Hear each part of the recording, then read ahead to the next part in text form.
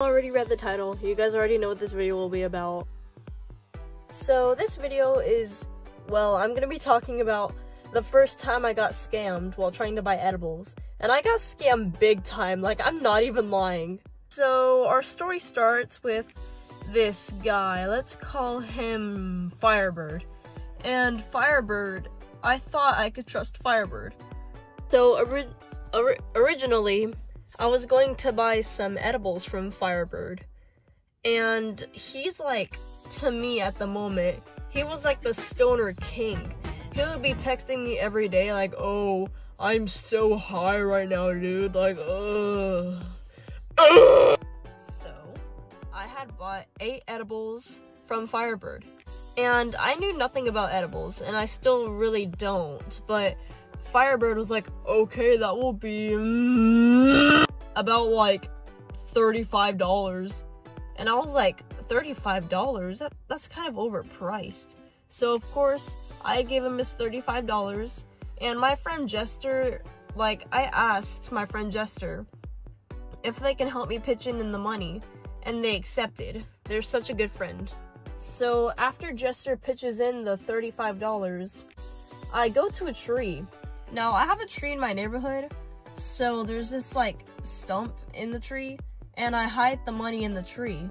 I don't know why he wanted me to hide it in such a place whenever the money isn't even obvious, but I hide it in the tree and wait. Now, I tell all my friends about this, and they're all hyped, so I had bought 8 for my friends and some extras for me. But apparently, that wasn't enough. So he's like, yo, I need $15 more. And then me and Jester are like, $15? That's $50. We could buy acid with that. So we're like, okay. And he was like, you know, I'll lower the price if you give me a head job. And I was like, I'm like a virgin, okay? I've never done anything sexual with anyone. So he leads me to his alleyway, and in my friend group is a bunch of baby versions whenever it comes to drugs and stuff, because Tori and Ella, and we're just all like kind of mad that we got scammed. I'm not gonna put in too many details of what happened, but he led me to this, like, our neighborhood has like these alleyways, and he literally led me to an alleyway, y'all.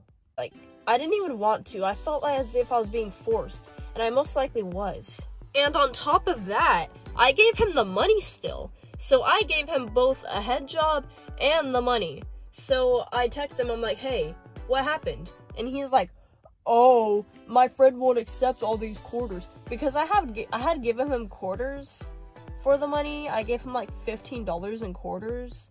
So like, he was like, my friend won't accept all these quarters. You're gonna have to wait until I'm ungrounded, la la la. So I go cash the money. So I'm like, what the fuck? So obviously, I go back to the tree and I cram the quarters in the tree. And yeah, that sounds really stupid. So a few days later, I meet these 2 girls. We'll call them Alyssa and Emily. So Alyssa, I told Alyssa and Emily about the incident because I already knew that they were like people that get high a lot apparently. And Alyssa's like, I got you, girl. I got you. I got you. I got you. Okay, so she's like, yeah, I got you. And I tell her about everything. She's like, she and this other girl go full on rage mode. Like, they take my phone. They start messaging him. They're like, give her money back. Give her money back. You raped her. You seduced her. Give her money. You. So a few days later, I, after not talking to him for a while, I get a text from him. And I'm like, ugh, what is it about this time? So I pick up the phone and I check the message. He's like, hey, I need to talk to you. You better read the whole thing. And I'm like, okay. So Firebird is like sending me this whole paragraph about how we can't be friends because apparently he's jealous of my YouTube subscribers and he's calling me cringe for making YouTube videos that I'm interested in. And that was just really dumb. But the fucked up part about this story is that after he stops being friends with me and ghosts me, he doesn't even give me my money back, nor does he give me my edibles. So, yeah, I cried in the shower. Not because he wasn't my friend anymore, but just because I didn't get my stuff from him.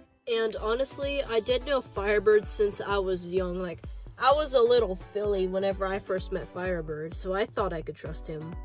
So, yeah, that's the story about how I got scammed. And I'll be back with another story probably soon. Okay, that's the story. Bye-bye!